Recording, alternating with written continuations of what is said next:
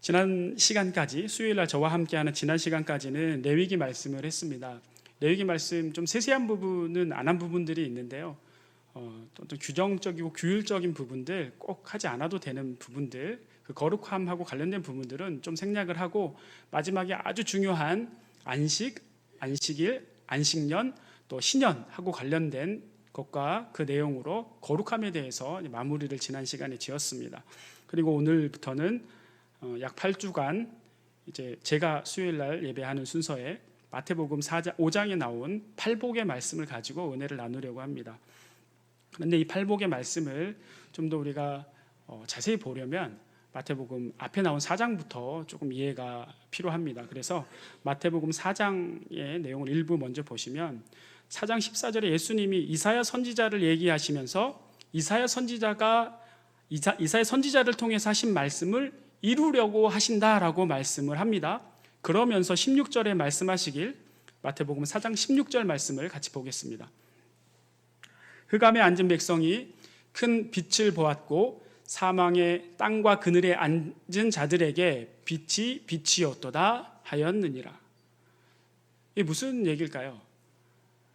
이 얘기는 좀 이스라엘 백성들 입장에서 좀 봐야 돼요. 이스라엘 백성들이 하나님의, 지금 새벽에 저와 함께 신명기 하시잖아요. 신명기에 보면, 신명기는 가나안 땅에 들어가기 전이에요. 전에 들어가기 직전에 그동안 주셨던 은혜, 범죄했던 것, 그 다음에 계명들, 규율들 다 말씀해주고, 모세가 다시 정리해주고, 이렇게 하면 복을 받고 이렇게 하면 저주받고, 이런 얘기란 말이에요. 그런데도 불구하고 또 수시로 선지자 보내서 범죄하지 말라고, 우상 숭배하지 말라고 했는데도 불구하고 이스라엘 백성들이 끊임없이 우상 숭배하며 범죄해서 망하게 됐고, 망해서 다 흩어져서 포로로 잡혀갔어요. 희망이 없어요. 빛이 없어요. 어두움에 갇혀있는 자들처럼 그 백성들이, 하나님의 백성이라는 자들이 그런 상태에 있어요. 하나님에게서 떠나서. 그런 자들에게 빛이 이제 비치게 되었다는 거예요. 예수님의 지금 말씀은. 그래서 그 빛이 비치게 되었다라는 약속은 다시 말하면 구원을 이루어 주시겠다라는 거죠. 그 앞서서 하나님은 끊임없이 그럼에도 불구하고, 너희들이 범죄함에도 불구하고 반드시 너희들을 구원할 것이다 라고 약속하신 회복의 구원의 그 시기가 임박한 거예요. 그걸 이제 예수님이 선포한 겁니다.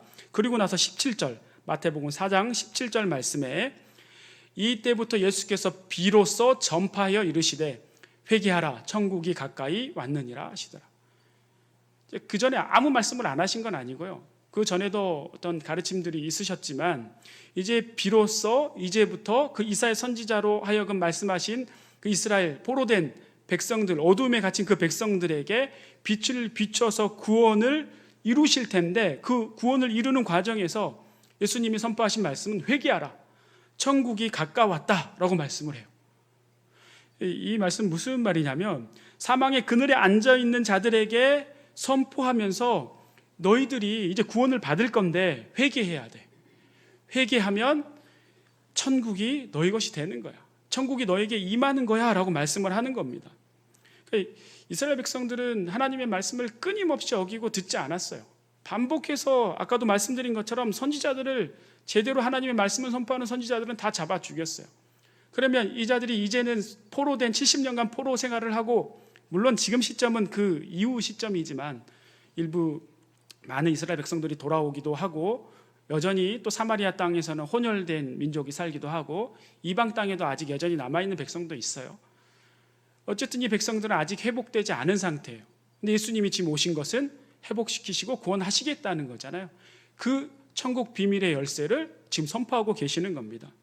너희들이 그리스도의 은혜로 구원을 받을 것인데, 그 구원의 은혜를 입은 자들에게는 하나님의 나라가 임할 것이고, 그 하나님의 백성으로서 그 하나님의 나라에서 너희들은 살아야 될 것이다 라고 말씀을 하는 거거든요. 그러면서 이제 회개를 해야 된다고 하시고 천국 선포를 하는 것인데, 그 이어지는 말씀이 이제 마태복음 5장에 나오는 거예요. 우리가 알다시피 산상수훈이라고 하죠. 마태복음 5장에서 7장까지. 산상수훈은 우리 삶 속에서 하나님의 백성이 하나님 나라에서 어떻게 살아야 되는지에 대한 내용들이 쭉 나옵니다. 근데 그 첫 번째 말씀이 팔복의 말씀이에요. 팔복의 말씀이 중요하기 때문에 처음 말씀을 하는 겁니다. 그러니까 하나님의 백성은 이렇게 살아야 돼 하면서 이제 팔복의 말씀을 시작합니다. 그 팔복의 8가지 복의 말씀 중에 첫 번째 복의 말씀, 복 있는 자, 5장 3절 말씀 다시 한번 보겠습니다. 심령이 가난한 자는 복이 있나니 천국이 그들의 것이며. 심령이 가난해야 복을 받고 천국에 갈 수 있다라는 얘기처럼 보이시겠지만 이렇게 해석하면 안 되는 말씀이에요. 이렇게 해석을 하면 이걸 이제 조건절로 본다는 거거든요. 내가 심령이 가난해져야 복이 있는 거고 그러면 천국에 갈 수 있어. 물론 어떤 과정에서는 그렇게 볼 수도 있어요. 근데 궁극적으로는 그 조건절이 아니에요.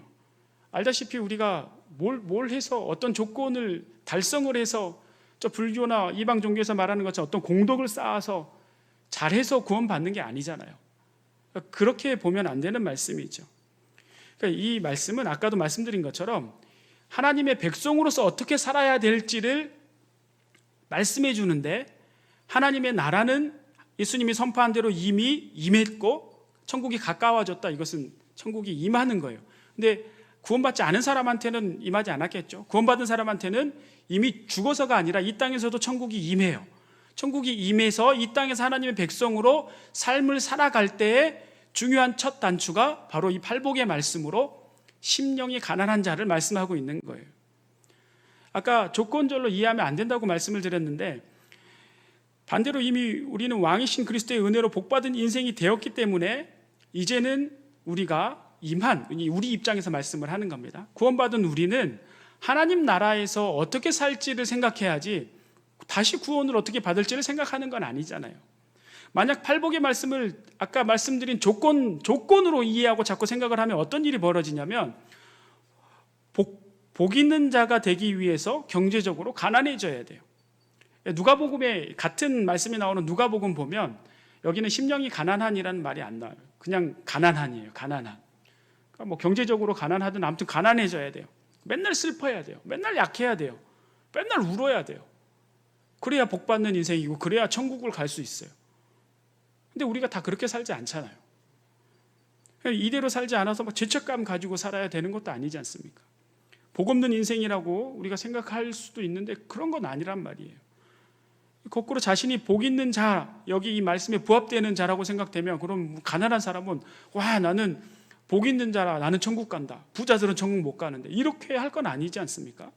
그러니까 그렇게 말씀을 보면 안 된다는 거예요.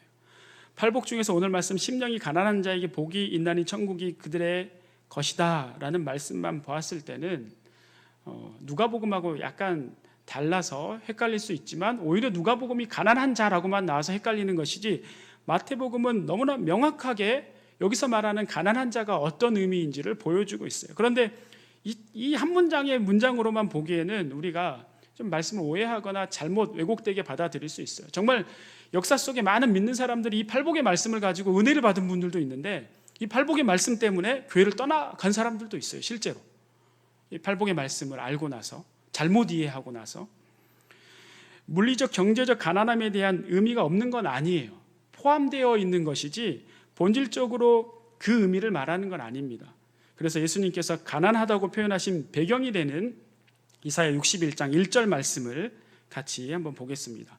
이사야 61장 1절 말씀, 주 여호와의 영이 내게 내리셨으니 이는 여호와께서 내게 기름을 부으사 가난한 자에게 아름다운 소식을 전하게 하려 하심이라. 나를 보내사 마음이 상한 자를 고치며 포로된 자에게 자유를, 갇힌 자에게 노임을 선포하며. 가난한 자에게 아름다운 소식을 전하려고 하신다고 말씀을 하는데, 그러면 부한 자는 복음의 소리를 못 들어요? 아니란 말이에요. 여기서 초점은 마음이 상한 자예요. 마음이 상한 자, 마음이 가난한 자겠죠. 마음이 가난하고 상하고 억눌리고 짓눌리고, 뭐 물질적으로도 또 눌리고 가난하고, 심리적으로도 가난하고, 온 몸이 만신창이가 된 것처럼 막 눌리고 가난해져 있는 상태, 더 이상 어떤 내 마음에 채워지지 않는, 완전히 비워져 있어서 하나의 희망도 없을 것 같은 그런 상태. 근데 사실 이스라엘 백성들이 나라가 망하고 그런 상태가 됐어요. 포로로 잡혀가서. 그들의 마음의 상태를 말하는 겁니다. 이스라엘 백성들이 포로된 상태에서 온갖 것에 눌려있는 그 상태에서 이제 주님이 이 이사야 61장 1절에 나온 대로 자유하게 하실 것이고 노임을 선포하는 겁니다. 그러면서 2절 말씀, 이사야 66장 2절 말씀을 보겠습니다. 나 여호와가 말하노라 내 손이 이 모든 것을 지었으므로 그들이 생겼느니라. 무릇 마음이 가난하고 심령에 통회하며 내 말을 듣고 떠는 자 그 사람은 내가 돌보려니와. 눌려있는 백성 너희들에게 하나님 내가 자유와 노임을 줄 것인데 무릇 마음이 가난하고 심령에 통회한 자를 돌아보시겠다, 구원하시겠다, 회복시키시겠다라고 말씀을 하는 거예요. 나라가 망해서 포로로 잡혀간 사람들의 상태가 어떻겠습니까? 육신도 영혼도 정신도 뭐 하나 제대로 있겠습니까? 원하지 않는 일들 중노동을 해야 되겠죠. 집도 없을 것이고, 물론 일부 우리가 알고 있는 일부 포로들은 다니엘이라든가 이런 포로들은 그 다니엘의 세 친구 이런 능력이 있는 지식이 있는 자들은 또 그렇지 않은 사람도 있겠지만 대다수는 그렇지 않았어요. 대다수는 포로로서 아무것도 없고 절망밖에 없는, 그런데 또 들려오는 소식은 본국 나라가 망했는데 보통은 이러면 다시 그 나라가 부활을 하려는 조짐이 보이고 어떤 사람들에 의해서 다시 나라가 태동이 되고, 물론 이제 이스라엘도 70년이 됐을 때 그렇게 하나님이 말씀하신 대로 됐지만 그 이전 사이에는 뭐 없었잖아요. 완전히 망해서 성토도 다 무너지고 성벽도 무너지고 심지어 그렇게 중요하게 여기다 하나님이 임재하시는 성전도 다 부셔져 버리고 갈 곳이 없는 거예요. 의지할 곳이 없어요. 죽고 싶은 심정이었겠죠. 절망적이었겠죠. 마음의 상태가 이렇게 가난한 상태였던 거예요. 소망이 없어요. 그런데 이들에게는 언약의 말씀을 믿는 자들이 있었겠죠. 하나님께서는 포로로 잡혀갔을지라도 70년 후에 선지자를 통해서, 예레미야 선지자를 통해서 예언하셨거든요. 70년 후에는 반드시 다시 회복시키시겠다고, 흩어졌던 백성을 모으시겠다고 예언을 하셨어요. 그 말씀을 알고 있는 하나님의 백성들은 그들의 범죄함에 대해서 뉘우치고 돌이키는 마음을 가지고 회개하며 아주 절망적이고 눌려있고 아무 한 가닥 희망도 없는 상황이지만, 그렇게 심령이 어렵고 마음이 정말 눌려서 죽고 싶은 심정이지만 한 가닥 희망, 하나님이 약속하신 언약의 말씀, 그것을 바라보는 믿음은 있었어요. 그러면서 견뎠던 거예요. 이 상태가 심령이 가난한 자의 상태인 거예요. 그냥 하나님을 의지하지 않고 그냥 아무것도 할 수 없어서 절망적인 상태만은 이 성경에서 말하는 심령이 가난한 상태가 아니에요. 그러니까 모든 것을 할 수 없는, 나는 능력이 없는 것, 내 스스로는 아무것도 할 수 없구나, 내 안에 내가 할 수 있는 능력이 방법이 아무것도 없구나, 나의 무능력함을, 나의 범죄함을, 나는 죄인이구나 하는 것을 인정함과 동시에 이 모든 것을 구원하시고 회복시키실 이는 우리 주님밖에 없다, 내가 주님밖에 의지할 수밖에 없다라고 생각되는 상태, 그게 바로 심령이 가난한 상태예요. 성경이 말하고 있는 심령이 가난한 자의 성경에 또 다른 예시가 있습니다. 다윗이에요. 다윗 왕. 시편 40편 17절 말씀을 보겠습니다. 시편 40편은 다윗이 쓴 시입니다. 나는 가난하고 궁핍하오나 주께서는 나를 생각하시오니 주는 나의 도움이시오 나를 건지시는 이시라. 나의 하나님이여 지체하지 마소서. 그 위대한 왕 다윗이 가난하고 궁핍하다고 해요. 이스라엘 왕 중에서 가장 잘 나갔던 왕인데 그 돈이 얼마나 많습니까? 근데 왜 가난해요? 마음이 가난하다는 얘기겠죠. 심령이 이 마음이 가난하고 궁핍하다라는 거예요. 그런데 이 다윗의 그 심령의 마음의 상태가 얼마나 어떻게 가난하냐 하면 40편 1절 또 2절 말씀을 같이 보겠습니다. 내가 여호와를 기다리고 기다렸더니 귀를 기울이사 나의 부르짖음을 들으셨도다.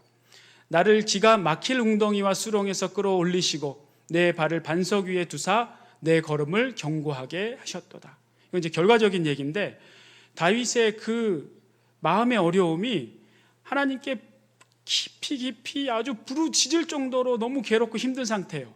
하나님이 그 부르짖음을 들으셨어요. 또 어떤 상태냐면 2절에 내가 기가 막힐 정도로 깊은 웅덩이에, 깊은 수렁에 빠져 있어요.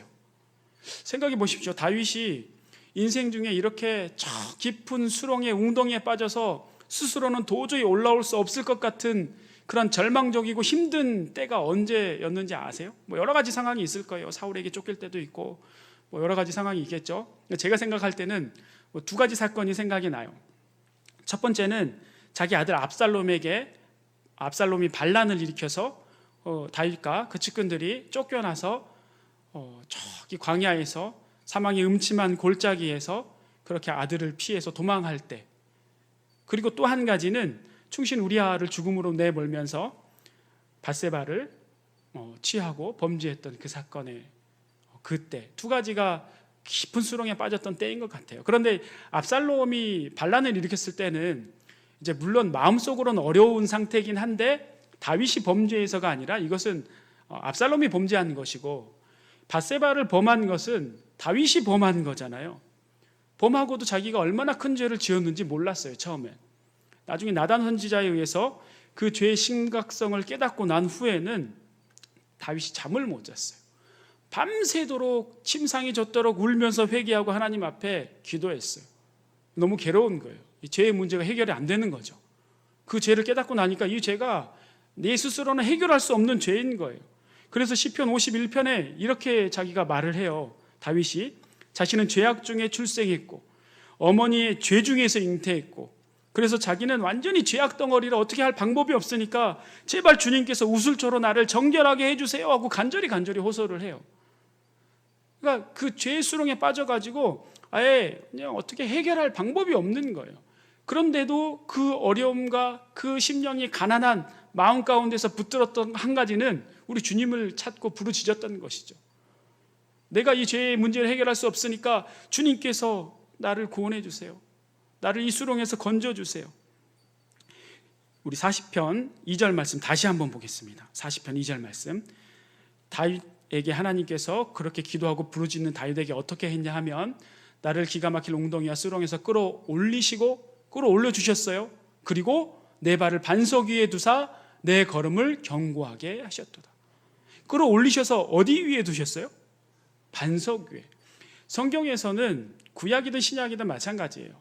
반석이라는 것은 예수 그리스도를 상징해요. 메시아, 예수 그리스도를 상징합니다. 그러니까 우리 잘 아시잖아요. 예수님께서 베드로를 통해서 반석 위에 교회를 세우세요. 예수님을 상징해요. 예수님께서 교회를 만드시기도 했고, 반석 위에 세워진 교회라는 것은 예수님에 의해서 교회가 세워졌다는 거예요. 우리의 구원은 늘 예수 그리스도와 관계가 되어 있어요. 구약도 마찬가지고 신약도 마찬가지입니다. 그래서 다윗 마찬가지로 예수님께서는 이 땅에 구약 시대에 직접 내려오셔서 활동을 왕성하게 하시진 않았지만 분명히 다윗에게도 임하시고 다윗을 만나주시고 깊은 수렁에 있는 그 다윗을 끌어 건져 올리시고 반석 위에 예수님이 구원을 해주셨다는 얘기예요. 구원해 주시고 견고하게 해주셨어요. 그렇게 구원되고 회복된 다윗이 어떻게 합니까? 시편 40편 3절 말씀. 새 노래 곧 우리 하나님께 올릴 찬송을 내 입에 두셨으니 많은 사람이 보고 두려워하여 여호와를 의지하리로다. 다윗이 원래 노래를 잘하지 않습니까? 목동일 때도 노래 많이 부르고 또 사울 왕 앞에서도 노래를 많이 부르고, 그런데 그때 불렀던 노래들이 아니라 이제는 새 노래로 사람이 변화된 거예요. 죄인이었던 사람에서 죄악된 수렁에 있던 마음이 가난했던 그 사람이 변화되어서 예수 그리스도의 은혜로 변화되어서 새 사람 되어서 하나님께 새 노래로 찬양을 하고 있는 거예요. 그러니까 한마디로 사람이 변화가 된 것이죠. 신약의 말로 하면 옛사람이 버려지고 그리스도로 새 사람이 된 거예요. 사람들이 그걸 보고, 변화된 다윗을 보고 하나님을 두려워해요. 아, 하나님 살아계시구나. 두려워한다는 얘기죠. 근데 그래도 좀 의문이 가는 분들이 있을 거예요. 구약에 예수님이 오시지도 않았는데 다윗이 무슨 그리스도 예수님으로 구원을 받고 또 은혜를 받았나, 이렇게 생각하시는 분들이 있을 텐데, 다 알고 계시겠지만 마태복음 22장에 보면 사람들하고 예수님의 대화가 나오죠. 우리 함께 보겠습니다. 마태복음 22장 41절 45절 말씀. 바리새인들이 모였을 때 예수께서 그들에게 물으시되 너희는 그리스도에 대하여 어떻게 생각하느냐? 누구의 자손이냐? 대답하되 다윗의 자손이니이다. 이르시되 그러면 다윗이 성령에 감동되어 어찌 그리스도를 주라 칭하여 말하되 주께서 내 주께 이르시되 내가 내 원수를 내 발 아래에 둘 때까지 내 우편에 앉아 있으라 하셨도다 하였느냐. 다윗이 그리스도를 주라 칭하였은즉 어찌 그의 자손이 되겠느냐 하시니. 이것은 이제 다윗 자손 논쟁 이렇게 얘기하는 부분인데요.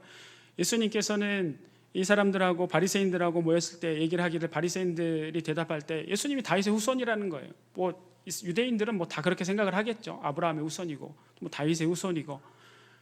근데 예수님은 다윗의 후손이 아니잖아요. 예수님이 하나님이잖아요. 그래서 구약에 있는 말씀을 근거로 얘기를 하는 겁니다. 그 말씀이 뭐냐면 시편 110편 1절 말씀이에요. 우리 함께 보겠습니다. 여호와께서 내 주에게 말씀하시기를 내가 내 원수들로 내 발판이 되게 하시기까지 너는 내 오른쪽에 앉아 있으라 하셨도다. 뒷부분에 나오는 자세한 내용은 오늘 본문에 깊게 관계된 건 아니라서 깊게 다루지는 않고 해당되는 내용만 보면 여호와께서 내 주에게, 다윗이 분명히 구분해서 언급을 했어요. 여호와께서, 아버지 하나님께서 내 주에게, 여기 내 주가 예수님을 말하거든요. 분명히 다윗은 예수 그리스도를 만남으로 수렁에 빠졌을 때 구원의 은혜를, 회복의 은혜를 입었던 거예요. 그 시편에 기록한 것이고, 그래서 그걸 근거로 또 바리새인들에게 내가 어떻게 다윗의 자손이 되겠느냐, 다윗이 기록한 것을 봐봐라 라고 말씀을 하는 겁니다. 자신이 스스로는 절대로 헤어나오지 못하는 깊은 수렁에 빠졌을 때, 죄악의 늪에 빠져 도저히 어찌할 바를 모를 때, 지금 이 상황이 심령이 가난한 상황이에요. 근데 이걸로만은 부족해요. 부르짖고 주님 앞에 밤새도록 눈물로 마음을 돌이켜 부르짖었더니 우리의 구원자 예수 그리스도께서 다윗을 그 수렁에서 끌어올려 주신 겁니다.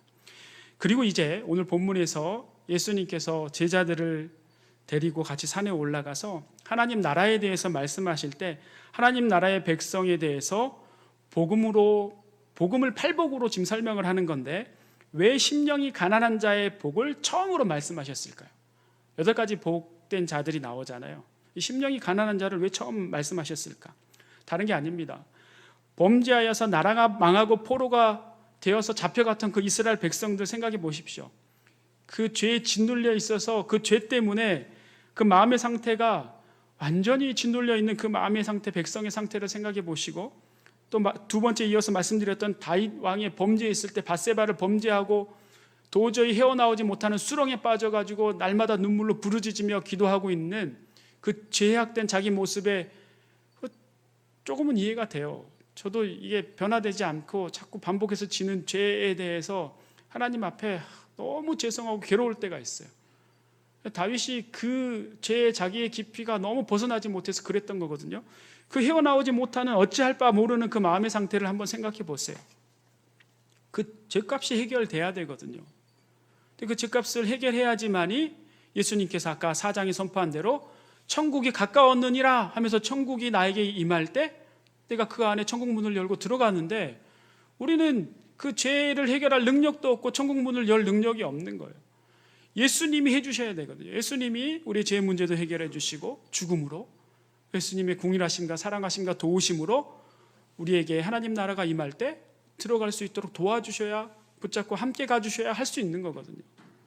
그러니까 심령이 가난한 자는 내 능력을 부인하고 내 능력이 없음을 깨닫고 예수님 손을 붙잡는 거예요.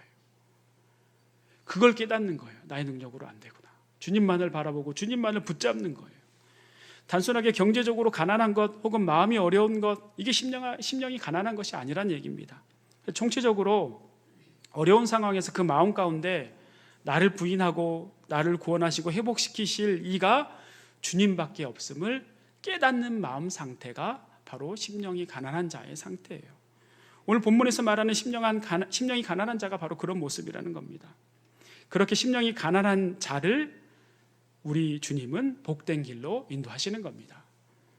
이제 복에 대해서는 누누이 말씀을 드리죠. 복 받는 게 잘못된 건 아니에요. 근데 복에 대해서 2가지 의견이 나뉩니다. 아주 복이라 그러면 아주 경기를 하시는 분들이 있어요. 우리 기독교 신앙은 기복 신앙이 아닌데 맨날 복 얘기만 한다. 물론 그렇죠. 세상이 말하는 그 복을 복이라고 생각한다면 그 얘기가 맞아요. 심지어는 우리 설교자들이, 목사님들이 마지막에 설교 마지막에 축복합니다, 축원합니다 하는 것도 막 비판하고 찾아보시면 기사로도 막 많아요. 기독교 신문에 기사로도 어떻게 이 거룩하신 진리의 말씀을 가지고 목회자들 당신이 뭔데 뭐 축복하고 마느냐 이렇게 비판하는 글들도 있어요. 근데 그분들은 좀 반쪽짜리 이해죠. 왜냐하면 복에 대한 개념을 확실하게 우리가 규정하고 이해하면 우리는 늘 축복해야 돼요. 우리가 세상적인 복을 받자고 축복하는 게 아니잖아요. 그 복을 추구한다면 잘못된 기복신앙이 맞지만 오늘 본문에서도 말씀하시는 팔복에서 말하는 복도 마찬가지예요. 세상에서 말하는 그런 어떤 물질적인 성공적인 복을 말하는 게 아니라 하나님이 주시는 말씀에 약속하신 은혜의 복을 말하는 거거든요. 그 복에는 어떤 물질적인 복이 될 수도 있어요. 본질적인 게 아니라 그런 건 보통 가장 낮은 단계에 있는 복일 수 있겠죠. 제일 중요한 가장 큰 복된 길은 구원의 길이죠. 우리가 하나님을 알고 우리의 주인 되신 예수님을 알고 하나님의 백성으로 살게 된, 천국이 가까워져 그 천국의 백성으로 살게 되는 것, 이게 가장 큰 복이죠. 그 천국 문을 여는 열쇠가 심령이 가난한 자가 되는 거예요. 그걸 오늘 팔복에서 첫 번째 말씀하고 있는 겁니다. 사랑하는 성도님들, 오래 지속된 코로나의 여파로 또 전쟁, 우크라이나 러시아 전쟁으로 세계적인 경제가, 물가가 엄청나게 오르고 많은 힘든 상황에 우리나라도 많은 나라들이 그런 상황입니다. 그러면서 교회도 또 가정들도 힘든 시간을 아마 보내고 있을 겁니다. 또 우리가 서로 우리 성도님들 간에 알지 못하는 일들로 인해서 어떤 성도님들은 깊은 다윗처럼 수렁에 빠져서 그런 어려운 마음으로 하루하루 살고 계시는 분들이 있을 수도 있습니다. 마음이 상한 자를 고치시는 주님을 바라보시고 오직 하나님만을 갈망하시는 우리 성도님들이 되시기를 바랍니다. 오직 구원은 우리 주님에게만 있음을 믿고 주님만을 바라보며 우리 심령의 가난함을 회복할 때, 그렇게 심령이 가난한 자가 되었을 때 다윗처럼 우리는 회복시키는 하나님을 새 노래로 찬양하고 기쁘시게 영광 올려 드릴 수 있는 것입니다. 그런 성도님들이 다 되시길 축원하고 축복합니다. 기도하겠습니다.